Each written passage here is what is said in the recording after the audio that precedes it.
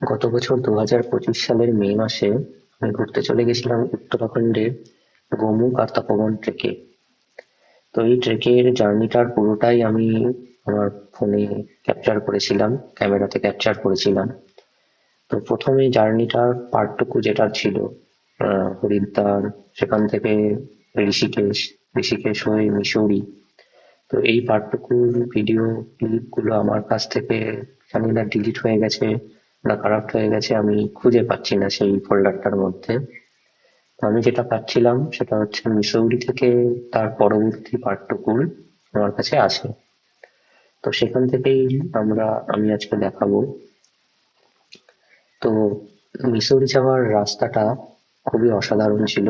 আমরা ঋষিকেশ থেকে একটা লোকাল জিপসি বুক করেছিলাম, বুক করে আমরা মিসৌরি পৌঁছে গেছিলাম। তো যাওয়ার শুরুতে রৌদ্রপ্রজ্জ্বল আবহাওয়া থাকলেও, রোদ থাকলেও যত আমরা মিসৌরির দিকে এগিয়েছি তত আবহাওয়া খারাপ হয়েছে। ঝড় বৃষ্টিতে আমাদেরকে ঘিরে ধরেছে এবং বৃষ্টি তার সাথে পাহাড়, একটা অপরূপ কম্বিনেশন আমি দেখেছিলাম সেই রাস্তাতে, যেটা আপনারা এখন হয়তো দেখতে পাচ্ছেন। যেতে যেতে আমি দেখাবো গাছ পড়ে গেছে।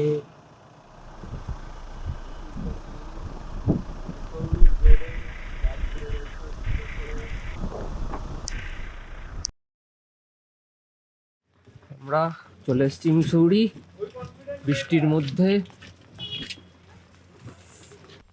এগিয়ে চলেছি জস্টেলের দিকে। পাহাড়ে বৃষ্টি, খুবই ডেডলি কম্বিনেশন।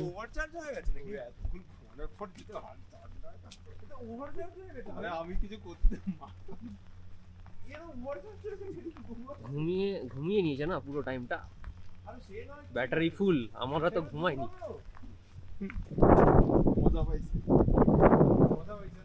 আর নয়তো ঠান্ডা লাগছে, সেই লেভেলের ঠান্ডা লাগছে।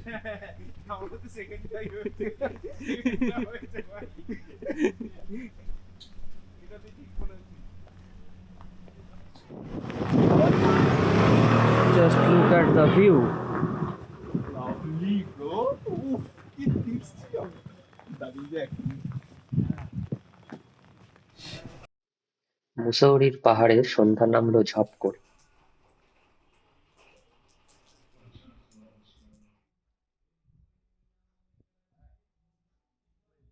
100x মারবে নাকি? এবার বাড়ির মধ্যে যদি দেখো কিছু উল্টো পাল্টা চলছে, আমি ওটাই দেখতে চাই, আমি এটা দিয়েই দেখি।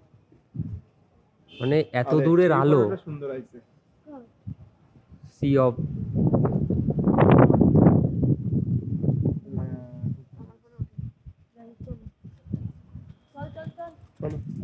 এই তো আকাশ একদম পরিষ্কার হচ্ছে, তারা দেখতে পাচ্ছি।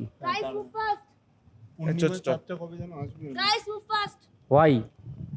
না চ আগে খেয়ে নি, তারপর রাতে সেখানে বাউল ওহো, ও এখন আলো পাচ্ছে না বলে এরকম করছে। তাড়াতাড়ি চ। এবার কোন দিকে যাচ্ছিস রে? ওদিকে কি করতে যাচ্ছিস তুই? তুই মানে পুরোটা কি ভুল যাবে নাকি? ওইদিকে নিচে যাচ্ছি, নিচে যাবো। আবার হাগা পেয়েছে? হাগা পেলে তো নিচে যাস। এ আমাকে বলেছিল, আমাকে প্রথম যখন এই ঘুরতে যাওয়ার কথা হচ্ছে, আমি বলছি ভাই আমি ঘুরতে যাচ্ছি এতদিন বাদে, আর আমি কোনো দায়িত্ব নেবো না। রাতটা মিসৌরিতে কাটিয়ে পরের দিন বেরিয়ে পড়া হলো ধারালি হয়ে হার্শিলের উদ্দেশ্যে। ধারালি, জাস্ট একটু আগে বৃষ্টি হওয়ার পরে রোদটা ওঠাতে এরকম অবস্থা।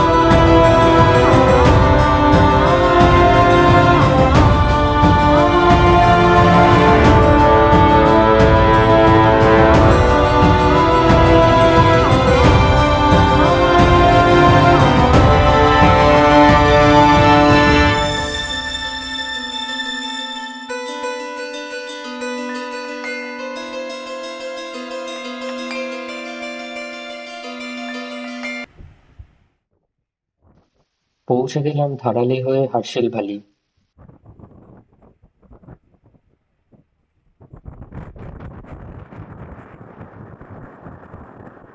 হার্শেল ভ্যালি ঢুকতেই বরফে ঢাকা পাহাড়দের দেখা শুরু হয়ে গেল। First glimpse of snow-capped mountains. Oh,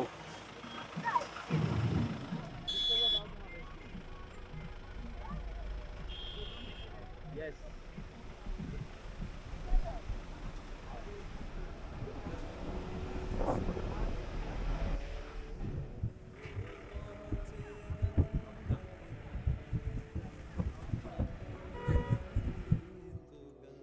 ধারালিতে রাতটা কাটিয়ে পরের দিন সকালবেলা উঠেই চলে গেলাম গঙ্গোত্রী ধাম, যেখান থেকে শুরু হলো গোমুখ আর তপবনের ট্রেক।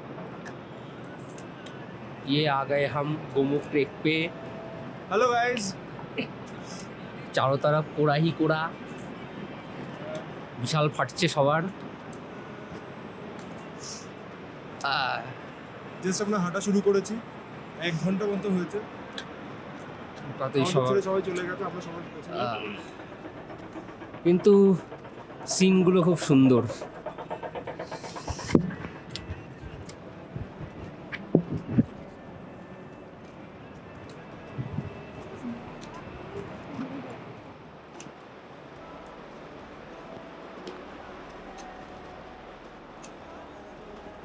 গাছের ছাওয়ার মধ্যে দিয়ে, আলো আঁধারির মধ্যে দিয়ে ওই দূরে স্নো পিক মাউন্টেন্স দেখতে অসাধারণ লাগছে, কিন্তু এগুলোর নাম আমরা জানি না।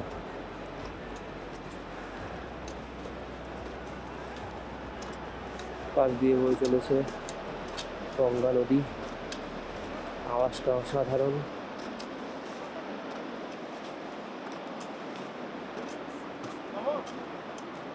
মেঘ করছে, কখনো করছে না। এই আমাদের লাভ বার্ডস আসছে। একটা তো তুলে দিয়েছে, তো একটা দিয়ে দিতে হয়ে যাবে, আর কি দরকার আছে ভাই? मिलेगा Natural है ना? water मिलेगा ना? ऐसा नहीं मिलेगा, ठीक है। आप आपके साथ कौन है दूसरी लेडीज? ये इनका আপনাদের কাছে ক্যামেরা আছে বলতে নেই? हाँ है, दिखाओ, शो करवाओ। ক্যামেরার জন্য আলাদা টাকা নেই? হ্যাঁ, जो जो है सब। গোমুখ আর তপবন গঙ্গোত্রী ন্যাশনাল পার্কের অন্তর্গত। তো ন্যাশনাল পার্কের অন্তর্গত হওয়ায় এখানে কিছু নির্দিষ্ট রেস্ট্রিকশনস আছে। এই ক্যামেরা ড্রোন তাদের মধ্যে অন্যতম।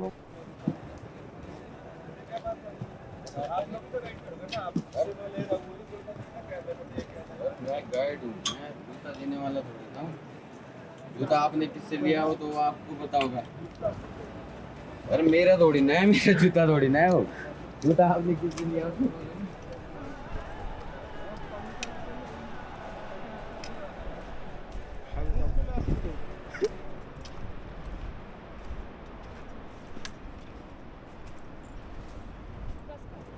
আমরা গঙ্গোত্রী ন্যাশনাল পার্কে চেক ইন করিয়ে উঠে এসেছি। সামনে বড় বড় স্নো ক্যাপ মাউন্টেনগুলো আরো বড় হয়ে আসছে আস্তে আস্তে।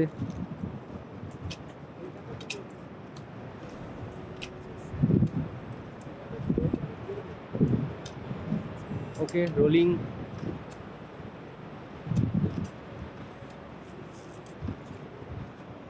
কৈলাস পর্বতের মতন দেখতে পাহাড়টা, আর এই ভি শেপড ভ্যালি, যেমন আমরা ভূগোলের বইতে পড়েছি। আমাদের কো ট্রাভেলাররা আসছেন ধীরে ধীরে, শ্বাস ফুলছে আস্তে আস্তে।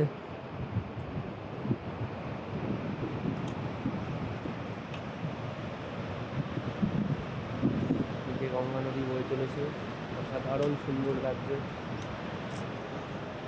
চোখে দেখলে তবে এটা অ্যাকচুয়ালি অনুভব করা যেতে পারে, ক্যামেরা দিয়ে কখনোই এই সৌন্দর্য জাস্টিফাইড নয়। এই জায়গাটার বিউটি একটু অন্যরকমই। সবুজ, মাঝখান থেকে স্নো ক্যাপ মাউন্টেনগুলো উঁকি মারছে, পিক করছে। সূর্য উঠেছে, প্রচণ্ড রোদ, ঝকঝকে ঝলমলে দিন। আর এখান থেকে নদী বয়ে চলেছে, পাহাড়ি ঝর্ণা।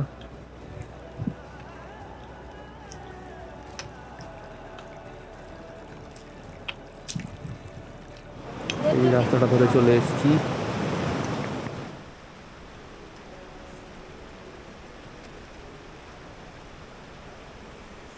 Look at the view. অনেকটা উপরে উঠে এসেছি। পাশ দিয়ে আমরা হয়ে চলেছে। যত এগোচ্ছি আমরা তত বুঝতে পারছি সামনে আঁকাবাঁকা পথ, নদীতে আঁকাবাঁকা পথে যে বয়ে এসছে। আমার কথা জড়িয়ে যাচ্ছে খাটনিতে। সামনে পাহাড়গুলো, স্নোক্যাট মাউন্টেনগুলো আরো বড় বড় লাগছে। আমাদের সোনু ভাই রণজিৎ এগিয়ে চলেছে এই রাস্তা ধরে। থেকে আমরা নেমে এলাম। পিছন দিকে আকাশে মেঘ করে আসছে, মনে হচ্ছে এখানেও আকাশ খারাপ হয়ে যাওয়ার চান্স আছে। আপাতত রোদ রয়েছে ভালোই। আর যত উপরে আসছে তত টেরেন চেঞ্জ হচ্ছে। এই জায়গাটা একদম পুরোটাই পাথুরে।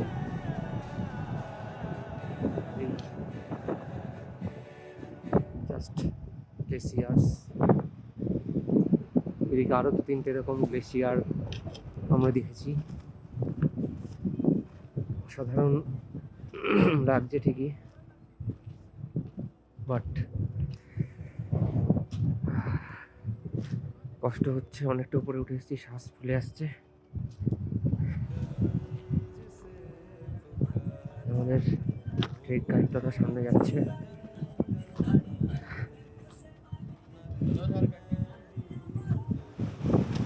এইখানে আমরা নদীটাকে পার করব।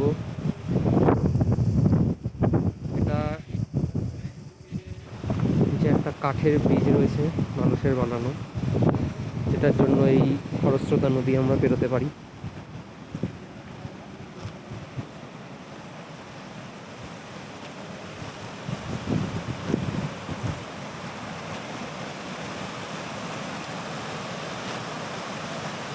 দুটোটা পিছলাচ্ছে আর জলের আওয়াজ খুব মেলোডিয়াস।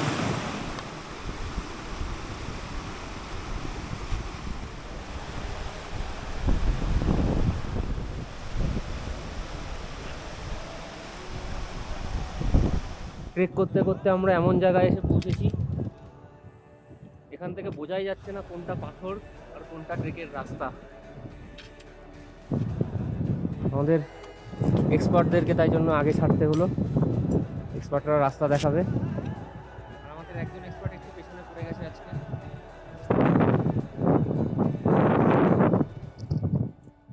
যাও এক্সপার্ট, আগে যাও, রাস্তা দেখাও আমাদের। হ্যাঁ, হাঁটতে হাঁটতে অনেকটাই উপরে চলে এসেছি। মিনিট, মুখের অবস্থাটা একটু দেখাই।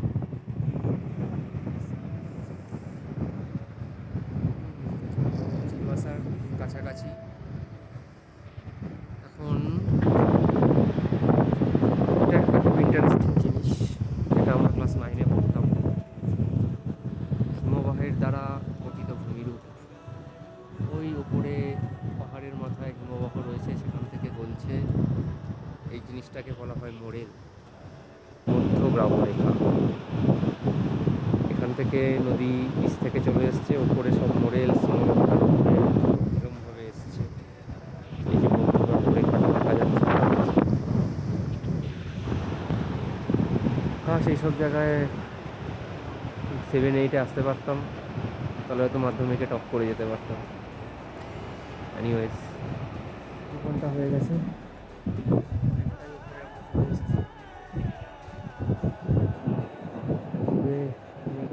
এখানে ওয়েদার খুব একটা সুবিধার আমার লাগছে না।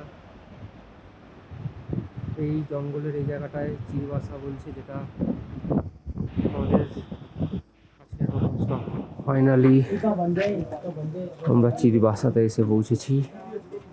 এখানে আমরা লাঞ্চ করব, চা খাবো, সেখান থেকে বেরিয়ে যাব।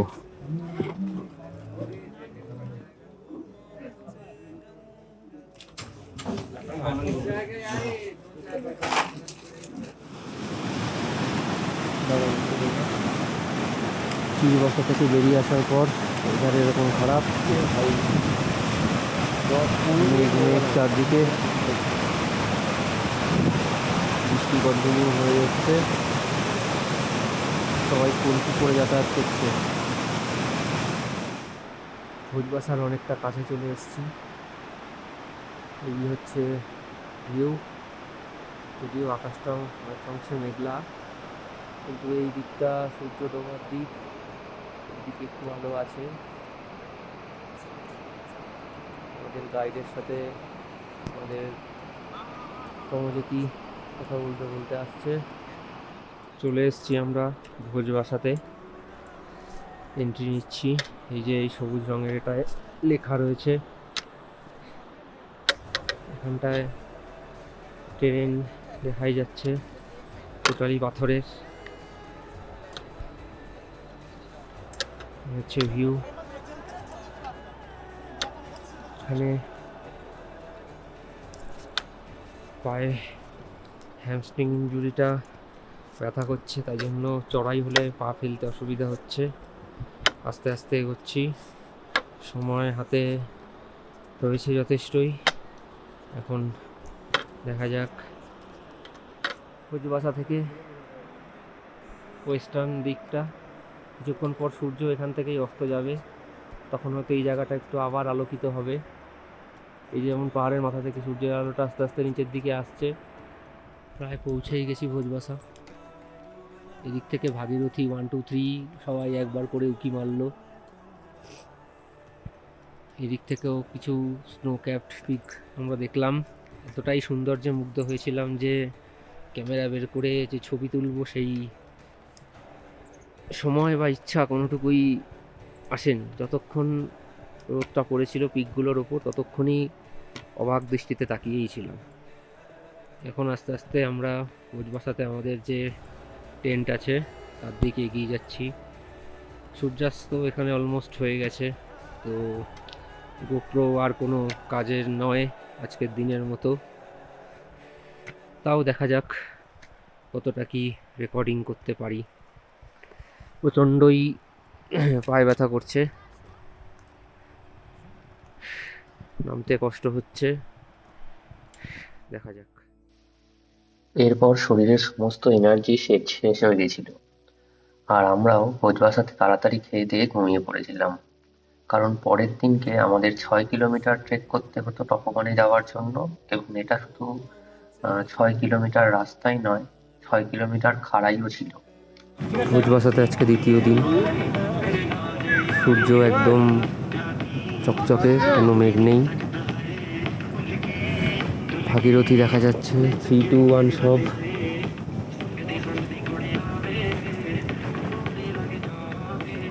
একদম ঝকঝকে পরিষ্কার নীল আকাশ।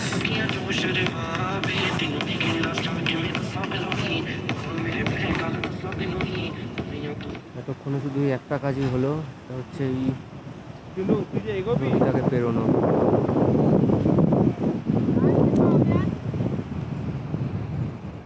ভোজবাসা থেকে কিছুটা এগোনো গেছে, ওই যে দূরে ভোজবাসা দেখা যাচ্ছে। আকাশে হালকা হালকা ছাদা তুলোর মতন মেঘ দেখা দিয়েছে। কথায় বলে harder the climb, nicer the view. এর সামনে জলজ্যান্ত প্রমাণ সেটার।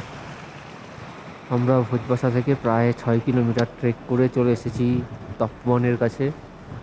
ঠান্ডা প্রচণ্ড, মুখ জুড়িয়ে যাচ্ছে, কথাগড়ি জড়িয়ে যাচ্ছে ঠান্ডার জন্য, সরি। আর এইদিকের মাউন্টেন রেঞ্জগুলো অসাধারণ। আর এই হলো আমাদের ভাগীরথী রেঞ্জ, আর এই হলো আমাদের মাউন্ট শিবলিঙ্গ। পায়ের অবস্থা ভীষণ খারাপ, ডান পায়ের হাঁটু নিচ থেকে নাড়াতে পারছি না। তা সত্ত্বেও বোল্ডার জোনগুলো পেরিয়ে উঠলাম। তীর্থদা, দেবাদ্রিতা, সমজিৎ এরা না থাকলে হয়তো ওই চড়াই আমি পারতামই না কোনোভাবে। ওরা আমার লাগেজ নিয়ে পুরোপুরিভাবে হেল্প করেছে, তাই জন্যই আজকে এই জায়গাটায় এসে পা ফেলতে পেরেছি। ট্রেক করতে যত এনার্জি ক্ষয় হচ্ছে, ততই যেন ভিডিও করার এনার্জি কমে আসছে। তপবনে পৌঁছানোর পরের দিন পরেই আমরা সেদিনের রাতের খাবার খেয়ে নিয়ে তাড়াতাড়ি ঘুমিয়ে পড়ি, তাই তখন আর কোনো ভিডিও রেকর্ড করা হয়নি। গুড মর্নিং ফ্রম তপবন।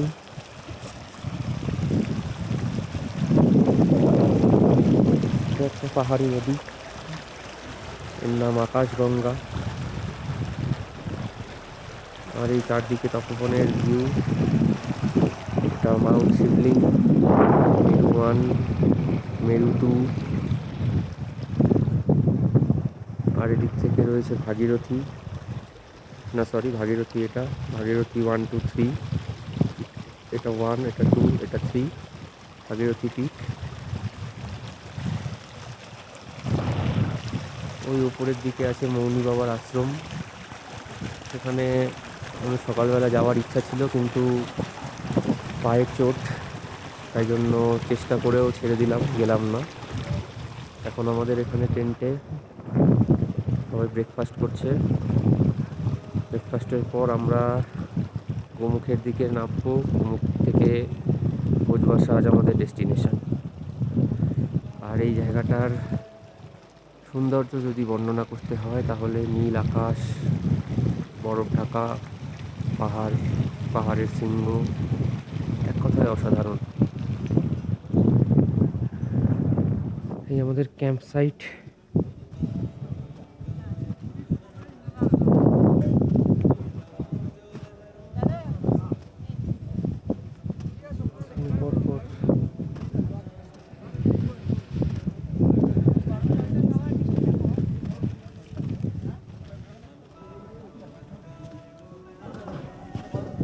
এবার কর আমাদের ক্যাম্প, সরি টেন্ট চলছে, ব্যাকপ্যাকিং চলছে। একদম জগা খিচুড়ি অবস্থা, কিন্তু আমাদের আর 15-20 মিনিটের মধ্যেই সব গুছিয়ে নিয়ে ব্যাক করে বেরোতে হবে।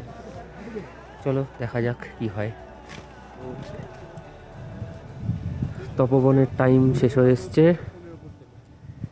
শেষবারের মতন মাউন্ট শিবলিং। একটু তুই ডান দিকে যাবি, ডান দিকে যা, আর একটু যা দেবা, ওকে, ফ্রেমের বাইরে যা। তপবন সাইনিং অফ। তপবন থেকে নামার পথে এই যে এই ছোট্ট জিনিসটা,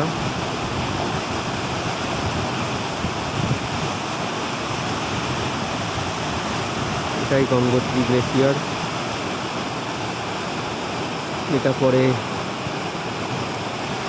আরেকটু নিচে গিয়ে গোমুখ গুহা থেকে মিলেছে গঙ্গা নদীর উৎপত্তিস্থল, সেদিকে আমরা যাবো।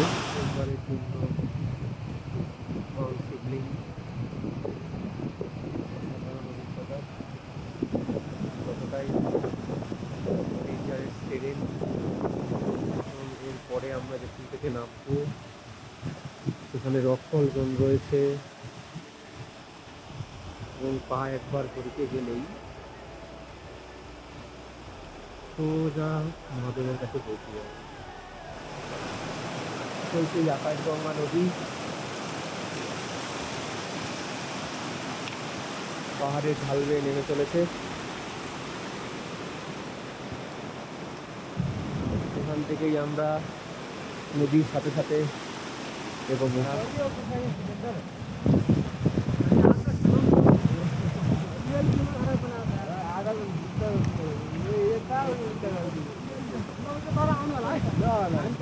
আমাদের ওআরএস ব্রেক চলছে।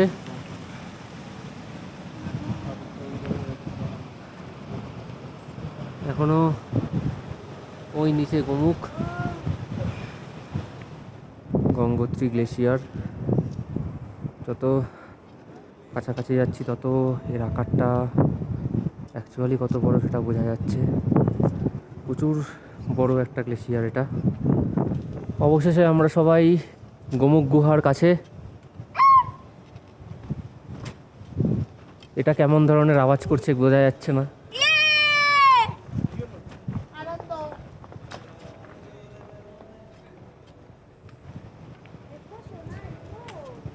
গঙ্গোত্রী হিমবাহ বিশাল বড়। এখান থেকে প্রায় 5 তলা বাড়ির সমান দেখাচ্ছে খালি চোখে।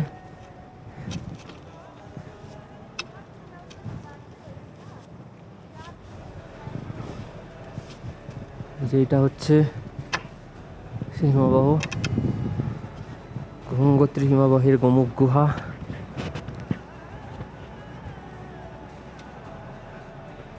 এখানে লোকজন এসছে, ছবি তুলছে। আমরা চেষ্টা করব গুহা পর্যন্ত যাওয়ার, গিয়ে জল ভরার। হ্যাঁ হ্যাঁ হ্যাঁ, এখন আমরা গোমুখ বিচে এসে গেছি। এসে গাইস আমরা এখন কোল্ড ড্রিঙ্কস খাচ্ছি।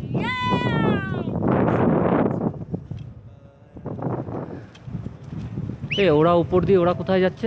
গ্লেসিয়ারের উপর দিয়ে? নন্দনবন নন্দনবন। ওটা অনেক ডিফিকাল্ট, খারাপ পাথর নামবে।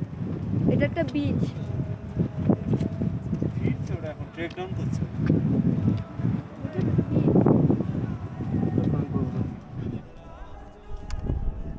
হর হর গঙ্গে।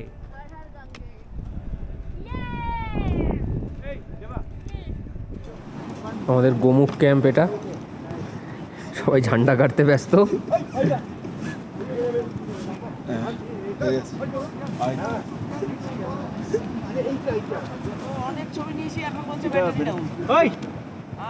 জলজান্ত গ্লেসিয়ার ভেঙে চলে এসছে, যতটা সম্ভব কাছে আসার চেষ্টা করা হলো। এই জায়গাটার গ্লেসিয়ারটার ক্র্যাক, এখান থেকে একটা ক্র্যাক, এখান থেকে একটা ক্র্যাক, পরপর পরপর সব ক্র্যাকগুলো রয়েছে। ক্র্যাক থেকে ভেঙে যাচ্ছে, ভেঙে গেলেই গ্লেসিয়ারটা পিছিয়ে যাচ্ছে। এর আগে গ্লেসিয়ার আরও এই সাইডে ছিল। প্রত্যেক বছরই আমরা জানি গ্লোবাল ওয়ার্মিংয়ের কারণে বরফ গলছে আর গ্লেসিয়ার পিছন দিকে চলে যাচ্ছে। এই গ্লেসিয়ারটাই গঙ্গা নদীর উৎস। এই গ্লেসিয়ার যদি শেষ হয়ে যায় তাহলে কি হতে পারে আমাদের সবারই জানা। আর এই হচ্ছে মোরেন। এই পাথরগুলো সব হিমবাহিতই। বরফ গলা জলের স্রোত এখান থেকে যাচ্ছে। এই জায়গাটার স্রোতটা অনেকটাই বেশি। হিমবাহের নিচ থেকে বরফটা বইছে।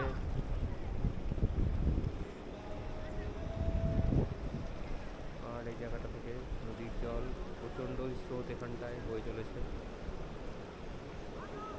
অ্যাকচুয়ালি হিমবাহের জল বরফটা গলার পর যে সেটা পরিষ্কার জল নয়, এটা দেখে তার বোঝা যায়।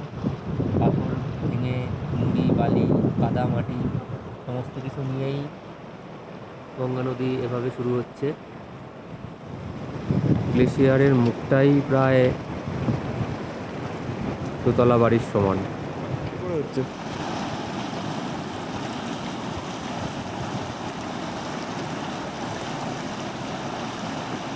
এর মধ্যে লিমকা রয়েছে, লিমকাটাকে আগে ধুয়ে নি। ঠান্ডা জল।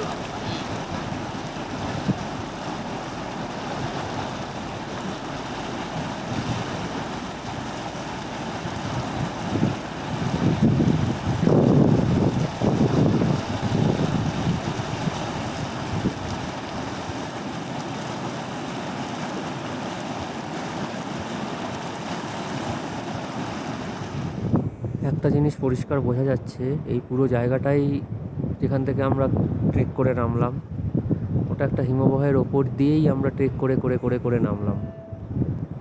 কারণ যখন আমরা নামছিলাম তখন দেখছিলাম সেই সময় নামার মানে পায়ের নিচের যে মাটিটা সেটা ছিল ভেজা ভেজা টাইপের। এই জায়গাগুলো দিয়ে নেমেছি আমরা। তো এই টোটালটাই একটা গ্লেসিয়ারের, একটাই গ্লেসিয়ারের পার্ট। এটা হচ্ছে গঙ্গোত্রী গ্লেসিয়ার।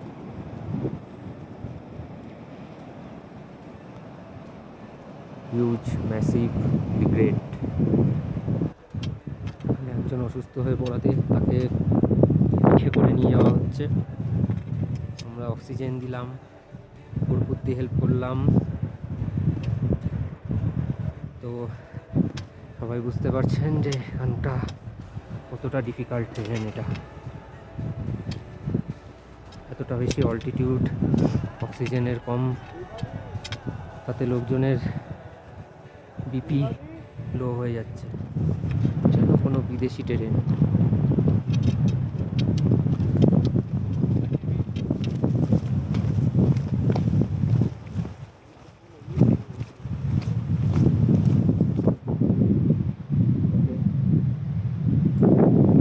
আমরা তপোবন থেকে ট্রেক ডাউন করে উজবাসাতে চলে এসেছি। এইখানটায় দড়ি ঢিলা হয়ে গেছিলো বলে অনেকক্ষণ পারাপার বন্ধ ছিল, এখন আবার শুরু হয়েছে। ম্যাক্সিমামই যারা সকাল সকাল চলে এসছে তারা কেউই পারাপার করতে পারেনি। আস্তে আস্তে সময় পারাপার হবে, মোটামুটি 2 থেকে 3 ঘন্টা পারাপার হতেই সময় লেগে যাবে। তপোবন থেকে ট্রেক ডাউন করে ভোজবাসা পৌঁছে তো গেলাম, কিন্তু এই নদী পার করতেই অনেকক্ষণ টাইম লেগে গেল। প্রায় 9টার সময় আমরা নদী পার করলাম।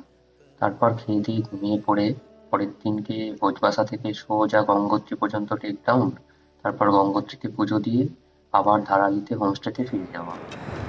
ভুজবাসা থেকে গঙ্গোত্রী টেক ডাউন করার পথে চিরবাসা ছাড়িয়ে অনেকটাই চলে এসেছি। এই জায়গাটা নতুন করে আবার ট্রি লাইন শুরু হচ্ছে। সবুজের মাঝখান থেকে স্নো ক্যাপ মাউন্টেন উঁকি মারছে।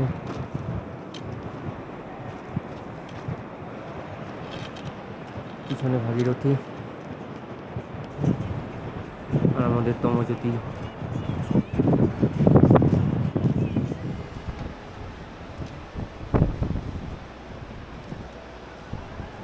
এসছি আমরা ভুজবাসাতে, এই ভুজবাসা বলছি, গঙ্গোত্রীতে। ওয়েদার খারাপ হয়ে গেছে,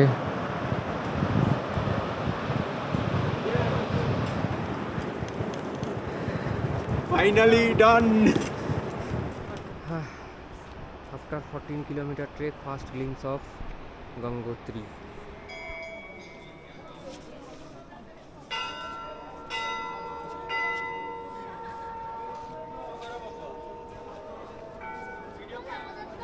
নিয়েছি